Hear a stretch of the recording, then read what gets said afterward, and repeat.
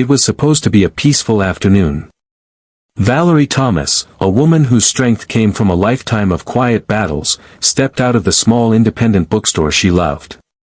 She carried a brown paper bag filled with novels, biographies, and legal journals.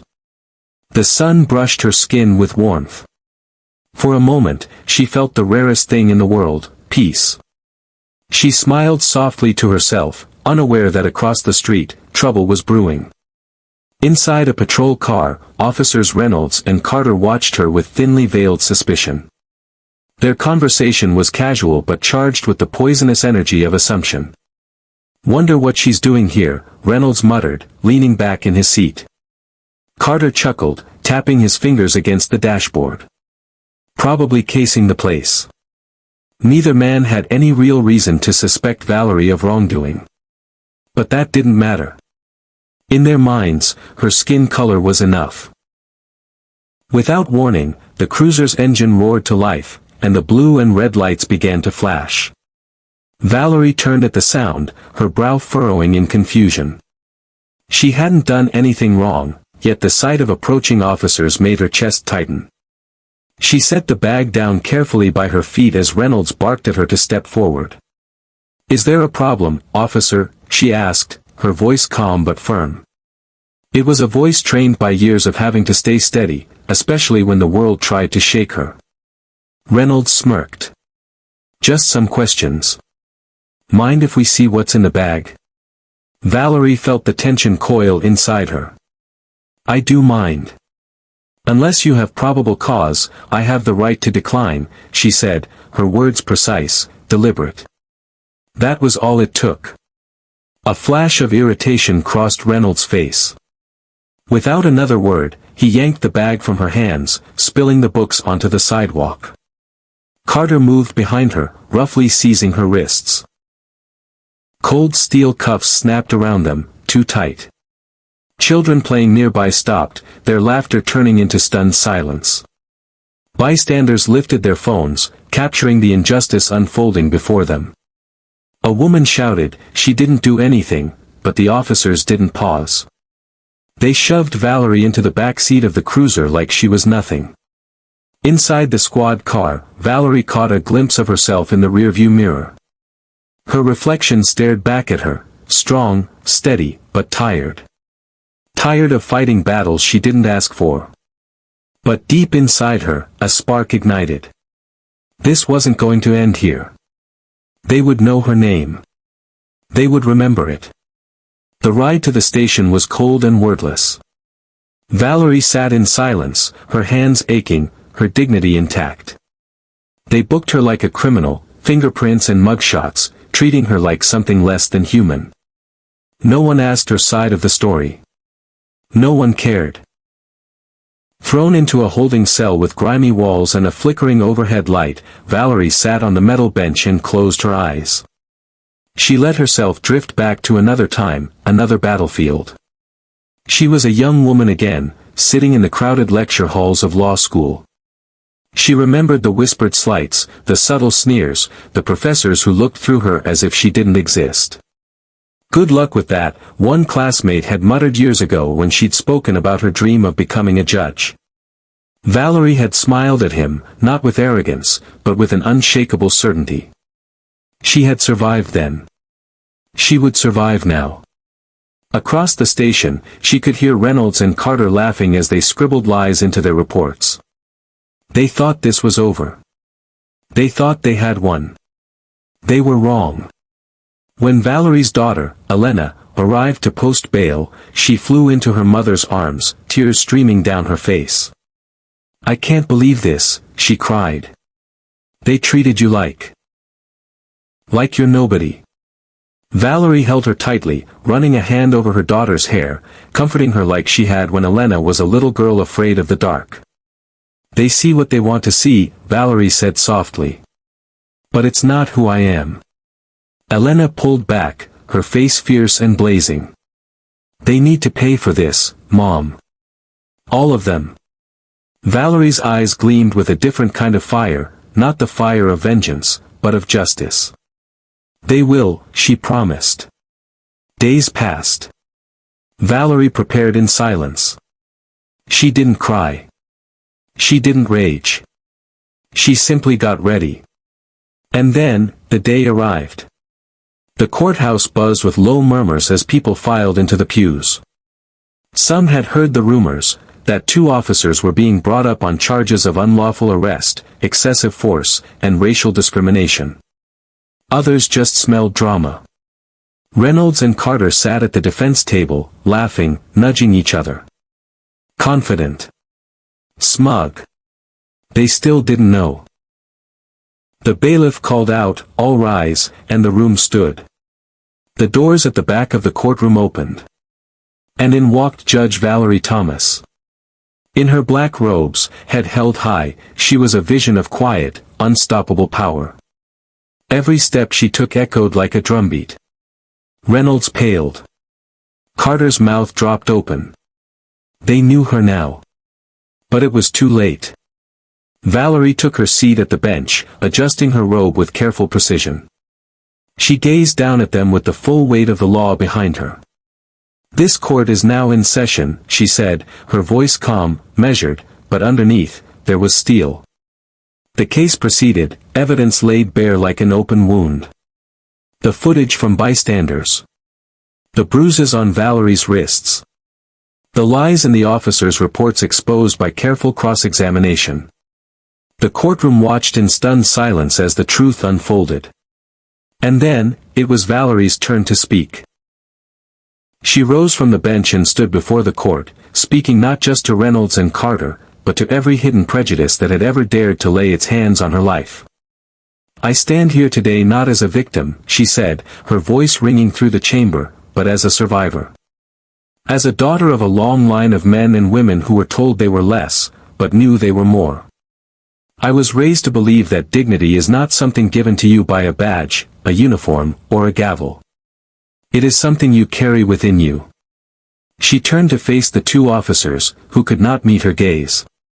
"You tried to strip me of my dignity. You tried to make me small. But you cannot take from me what you did not give." The courtroom sat frozen, hanging on her every word. And to every little girl watching this, every child who has ever been made to feel like they do not belong, Valerie continued, her voice trembling with emotion, "Know this, you are not defined by their fear. You are defined by your courage." Tears streamed down faces in the gallery. Even the stenographer had to pause to wipe her eyes. Valerie sentenced Reynolds and Carter not just to disciplinary action, but ordered mandatory civil rights training, public apologies, and community service, working under organizations run by the very communities they had wronged. "Justice," she said, "is not vengeance. It is accountability. And it is transformation." When the gavel finally fell, it echoed like thunder. The courtroom erupted, some in applause, others in silent tears. Outside, reporters swarmed, but Valerie didn't stop to speak to them. She stepped out into the sunlight, lifted her face to the sky, and breathed deeply. At home, Elena hugged her tightly, pride radiating from her like light. "You did it, Mom," she whispered. Valerie smiled, a quiet, hard-won smile. "No," she said. "We did it. Because justice wasn't just about punishment. It was about building a future where her daughter, and all daughters and sons, could walk down any street, buy any book, live any dream, without fear." And as she looked up at the blue sky, Valerie Thomas knew. This was just the beginning. The weeks following the trial became a whirlwind Valerie had never anticipated. What started as local coverage exploded into a national outcry. News stations replayed the moment she walked into the courtroom, her black robes sweeping behind her like the armor of a warrior. Clips of her speech flooded social media, touching hearts across every background, every race, every dreamer who had once been told they were less than. Children in schools pointed to her picture and said, "I want to be like her." Mothers wept quietly in living rooms, feeling seen for the first time.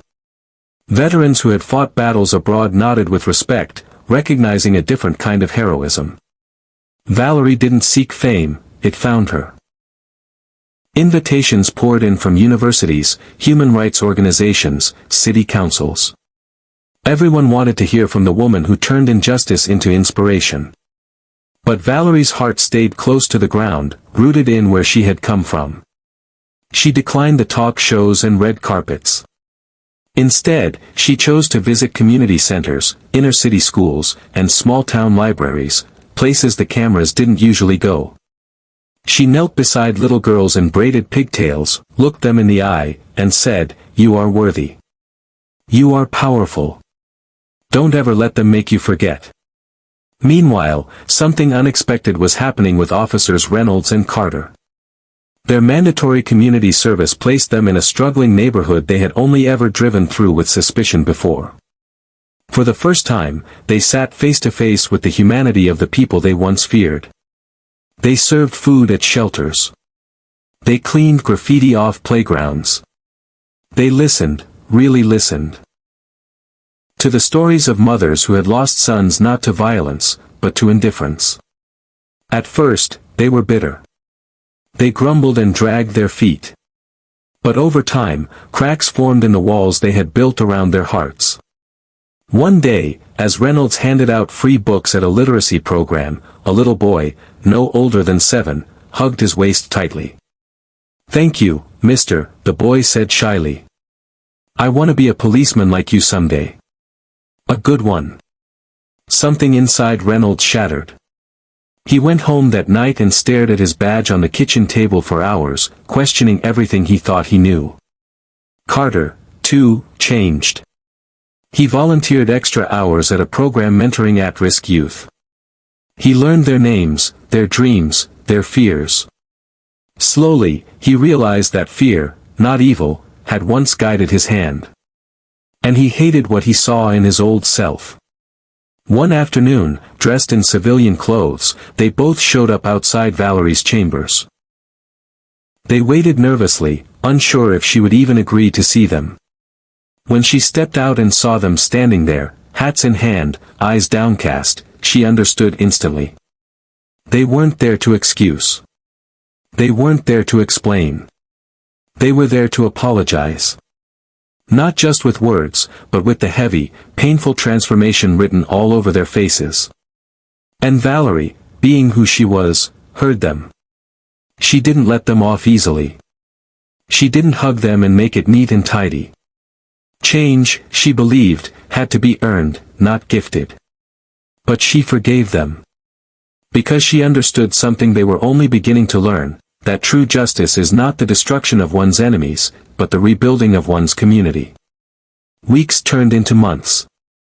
Valerie continued her work with a quiet, relentless grace. And then, something extraordinary happened. The mayor of the city announced the creation of a new program called the Thomas Initiative, named in Valerie's honor. Its mission was to reform policing practices, provide racial bias training starting from academy days, and create a citizen advisory board made up of ordinary people, not politicians, to hold law enforcement accountable. Valerie was invited to lead it. At first, she hesitated. She loved her courtroom, the sacred space where truth and justice collided. But in the end, she accepted. Because sometimes, legacy demands you step out of comfort and into the unknown. The day of the initiative's first public meeting, thousands packed into the city's Central Park. Grandmothers with tearful smiles. Fathers lifting their daughters onto their shoulders to see.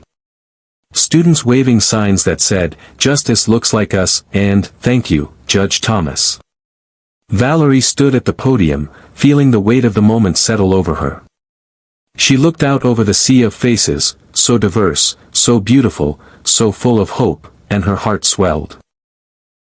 "I stand here today," she said, her voice strong and clear, "because once upon a time, 2 officers thought they could define me by my color, my gender, my silence. But what they forgot is that dignity doesn't wear a uniform.